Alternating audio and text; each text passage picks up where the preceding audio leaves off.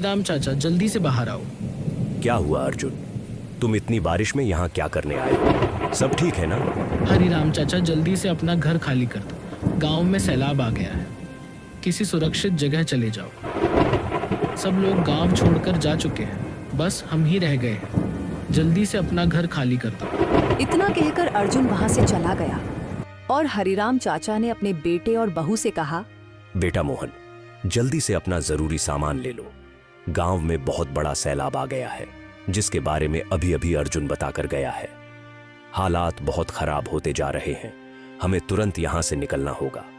किसी सुरक्षित जगह जाना जरूरी है। ठीक है पिताजी, मैं और राधा अपना जरूरी सामान निकाल लेते हैं। आप राजू को अपने साथ लेकर जल्दी से बाहर चले जाइए। हम भी तुरंत आपके पीछे आ जाएंगे। चिंता मत कीजिए, हमें ज्यादा देर नहीं लगेगी। बस 2 मिनट में चलते हैं। ठीक है बेटा, मैं राजू को लेकर बाहर जा रहा हूं। तुम और राधा जल्दी से अपना जरूरी सामान ले लो और बाहर आ जाओ, ताकि हम सब मिलकर किसी सुरक्षित जगह जा सकें। ज्यादा देर मत लगाना, समय बहुत कम है। इतना कहकर हरिराम राजू को अपने साथ लेकर घर से बाहर चले गए। लेकिन किस्मत को कुछ और ही मंजूर था। सैलाब पहले से भी ज्यादा तेज हो चुका था, जिसकी वजह से मोहन और राधा घर से बाहर नहीं निकल सके। वे दोनों सैलाब के साथ ही बह गए। एक पल की देरी ने सब कुछ बदल कर रख दिया। उधर हरिराम रोता हुआ बोला, हे भगवान, ये दिन देखने से पहले मैं मर क्यों नहीं गया? मेरी तो पूरी दुनिया ही उजड़ गई। अब मेरे पास सिर्फ मेरा पोता राजू ही बचा है। भगवान, उसकी रक्षा करना। सैलाब पहले से भी ज्यादा तेज हो रहा था। हरिराम अपने पोते राजू को लेकर वहां से चला गया और एक सुरक्षित जगह पर जाकर बैठ गया। वहां एक आदमी आया। उसने हरिराम से कहा, चाचा, क्या हुआ? आप इतने परेशान क्यों हो? आपका चेहरा उतरा हुआ लग रहा है। सब ठीक तो है ना? बेटा, मैं तुझे क्या बताऊं। हमारे गांव में सैलाब आया था। ऐसा सैलाब कि सब कुछ बहा ले गया। मेरा बेटा और बहू दोनों सैलाब में बह गए। हमारा घर भी बर्बाद हो गया। अब मेरे पास कोई ठिकाना नहीं बचा जहां मैं अपने पोते को रख सकूं। मेरे पोते ने और मैंने सुबह से कुछ खाया भी नहीं है। चाचा, आप इसकी चिंता मत करो। पास के गांव में एक स्कूल है जहां सरकार के लोगों ने उन सभी के लिए ठहरने का इंतजाम किया है जिनके गांव में सैलाब आया था। वहां खाने पीने की भी पूरी व्यवस्था है। चाचा, आप अपने पोते को लेकर वहीं चले जाइए। जब तक आपके गांव से सैलाब नहीं उतरता, आप वहां आराम से रह सकते हो। वहां और भी लोग हैं, आपको अकेलापन महसूस नहीं होगा। बेटा, ये तो बहुत अच्छा हुआ जो तुमने मुझे बता दिया, वरना मैं और मेरा पोता यहीं भूखे मर जाते। कोई बात नहीं चाचा, आप जल्दी से वहां चले जाओ और जब तक गांव से सैलाब नहीं उतरता तब तक वहीं पर समय बिताओ। वहां आपको आराम भी मिलेगा और पोते को भूखा भी नहीं रहना पड़ेगा। ठीक है बेटा, मैं अभी चला जाता हूँ। फिर हरिराम अपने पोते को लेकर वहां की ओर चल पड़ा। थोड़ी देर चलने के बाद जब वह वहां पहुंचा तो उसने देखा कि एक पुलिस वाला खड़ा है। पहले तो हरिराम डर गया, लेकिन फिर हिम्मत करके उसने पुलिस वाले से कहा, बेटा, ये वही स्कूल है जहां वे लोग रह रहे हैं जिनके गांव में सैलाब आया था। हाँ चाचा, ये वही स्कूल है जिसकी आप बात कर रहे हो। लेकिन आप क्यों पूछ रहे हो और आप यहाँ क्या कर रहे हो? बेटा, हमारे गांव में भी सैलाब आया था, जिसकी वजह से हमारा पूरा गांव सैलाब के साथ बह गया। मुझे ये पता चला था कि जिन लोगों के गांव में सैलाब आया है, सरकार ने उनके लिए इस स्कूल में जगह दी है, इसलिए मैं यहां आया हूं। हाँ चाचा, आप बिल्कुल सही जगह पर आए हैं। यहाँ वही लोग रह रहे हैं जिनके गांव में सैलाब आया था। आप भी यहाँ रह सकते हैं। अब आप अंदर चले जाइए, वहां आपको आपका कमरा दिखा दिया जाएगा। फिर हरिराम स्कूल के अंदर चला गया। वहां उसे एक आदमी मिला। उस आदमी ने हरिराम को उसका कमरा दिखाया। हरिराम अपने कमरे में चला गया और फिर उसने उस आदमी से कहा, बेटा, मेरी बात सुनो। जी चाचा, बोलिए। बेटा, मैंने और मेरे पोते ने सुबह से कुछ भी नहीं खाया है। अगर कुछ खाने को हो तो हमारे लिए ले आओ, हमें बहुत भूख लगी है। चाचा, आप चिंता मत कीजिए, मैं अभी खाने के लिए कुछ ले आता हूँ। सरकार ने सब कुछ आप लोगों के लिए ही दिया है। अगर आप नहीं खाएंगे तो फिर कौन खाएगा? फिर वह आदमी वहां से चला गया और कुछ समय बाद खाना लेकर वापस आया। उसने वह खाना हरिराम को दे दिया और वहां से चला गया।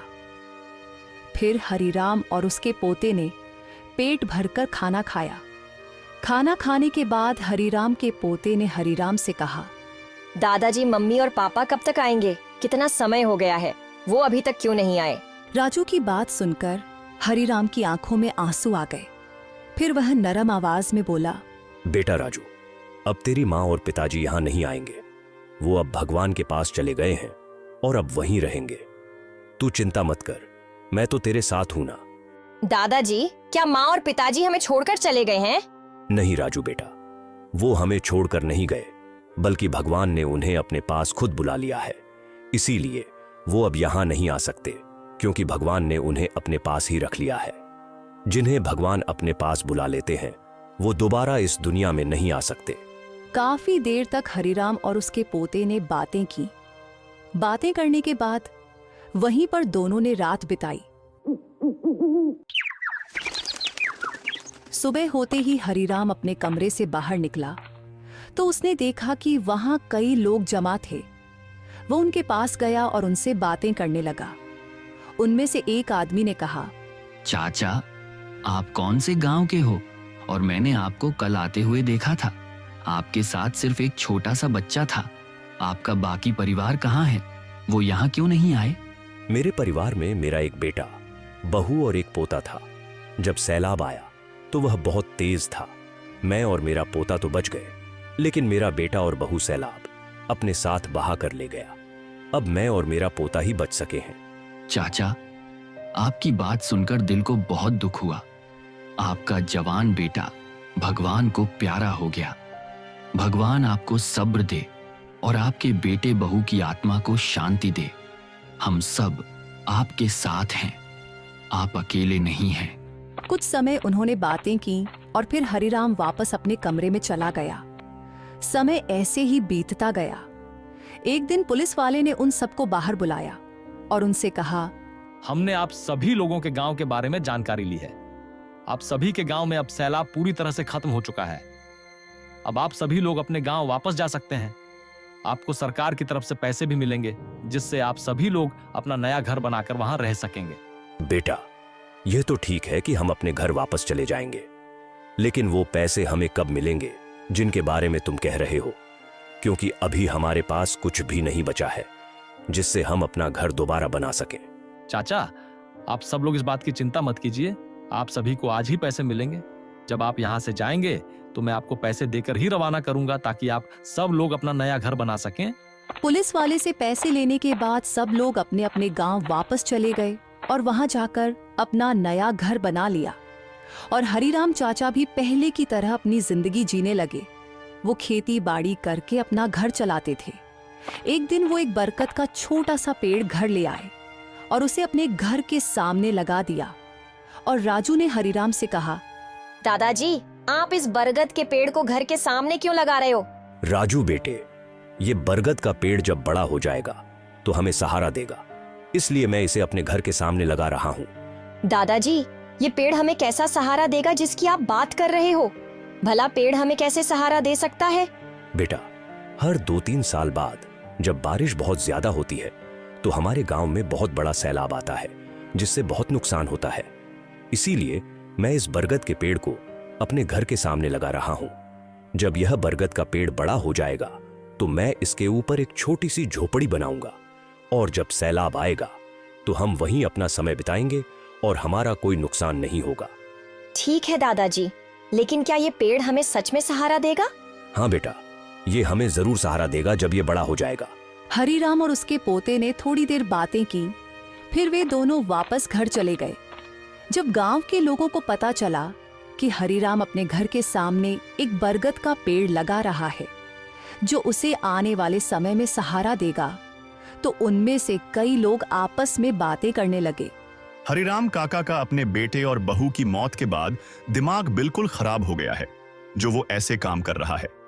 भला बरगद का पेड़ उसकी आने वाले समय में कैसे रक्षा कर सकता है? हाँ भाई राहुल, तुमने सही कहा। मुझे भी अब यही लग रहा है कि हरिराम काका का दिमाग खराब हो गया है। मुझे तो लगता है कि हरिराम काका को अब किसी डॉक्टर की जरूरत है, जो वो ऐसे पूठे सीधे काम कर रहा है। भगवान उसका भला करे।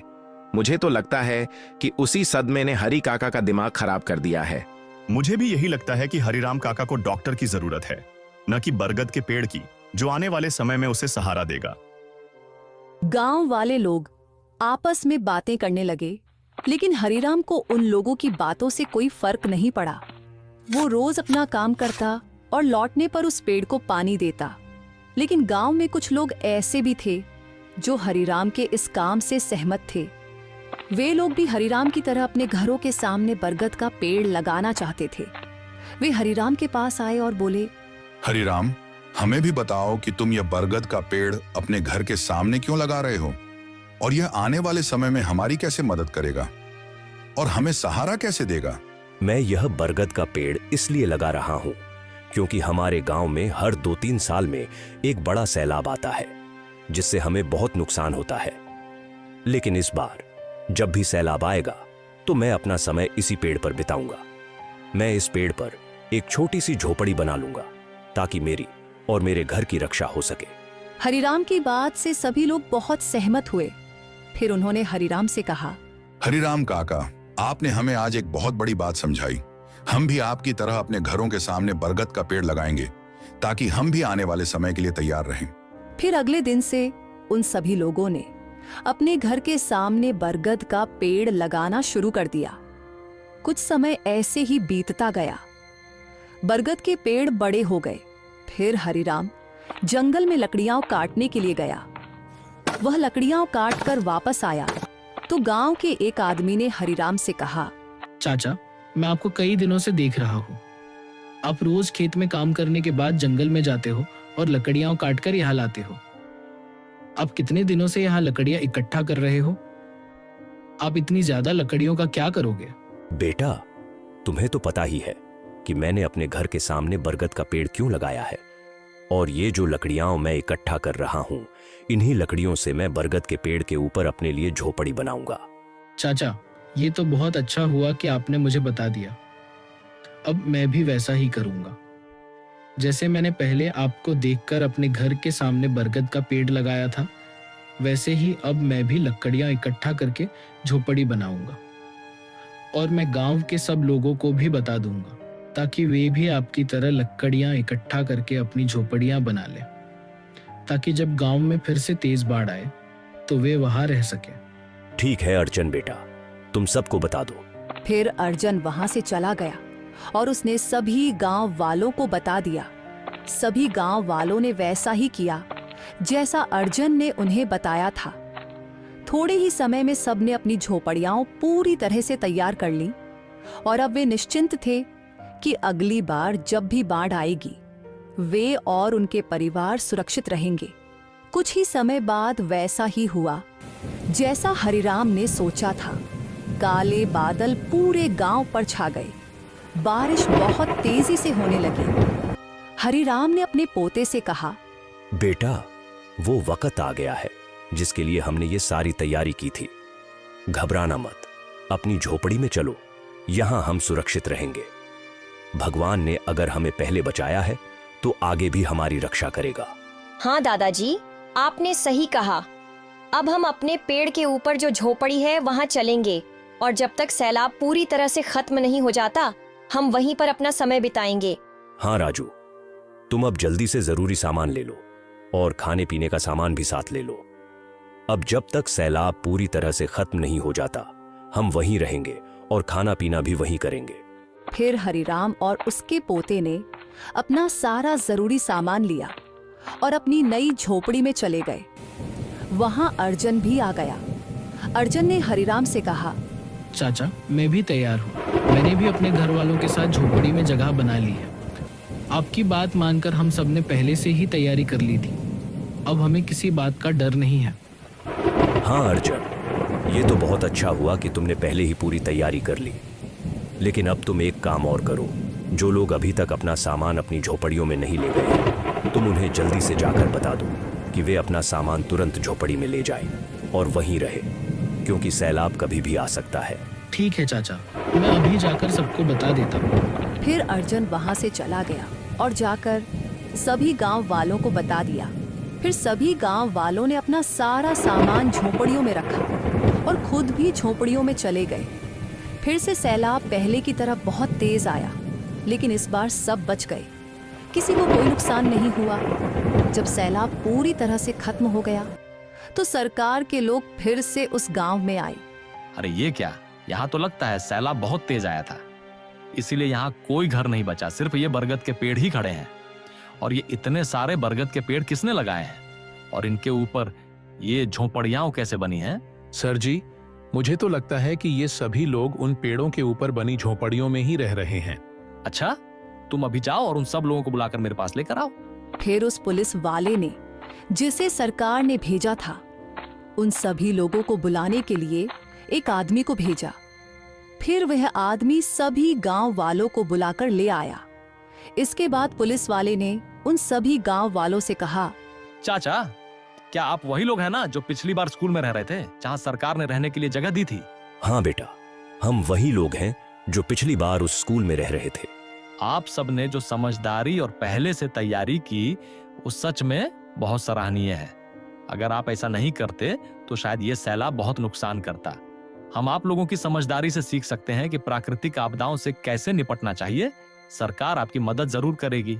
आपका बहुत धन्यवाद बेटा, जो आप इस बार फिर हमारी मदद करने के लिए यहाँ आ गए। चाचा, इसमें धन्यवाद की कोई बात नहीं है, ये तो हमारा फर्ज है कि हम आपकी मदद करें। फिर उस पुलिस वाले ने एक बार फिर से उन सभी गांव वालों की मदद की और उन्हें पैसे दिए ताकि वे अपना घर फिर से चला सके। इसके बाद वह वहां से चला गया। सभी गांव वाले पहले की तरह हंसी खुशी रहने लगे। फिर एक दिन गांव का ही एक मछुआरा हरिराम के पास आया और उसने हरिराम से कहा, चाचा, मैं एक मछुआरा हूँ। मैं रोज मछलियां पकड़कर बाजार में बेचता हूँ और इसी से मेरा गुजारा होता है। लेकिन गांव में सैलाब, बाढ़ आने की वजह से मैं यहां मछलियां नहीं पकड़ सका। इसलिए मैं गांव के पीछे की ओर चला गया ताकि वहां कोशिश कर सकूं। वहां जाकर मैंने देखा कि एक जमींदार रहता है जिसने मछलियों का एक फार्म बना रखा है। जब भी वहां सैलाब का पानी आता है, वह जमींदार उस पानी को रोकने की बजाय हमारे गांव की ओर मोड़ देता है, जिससे हमारा गांव डूब जाता है। वरना आमतौर पर वह पानी अपने असली रास्ते की ओर ही बह जाता है।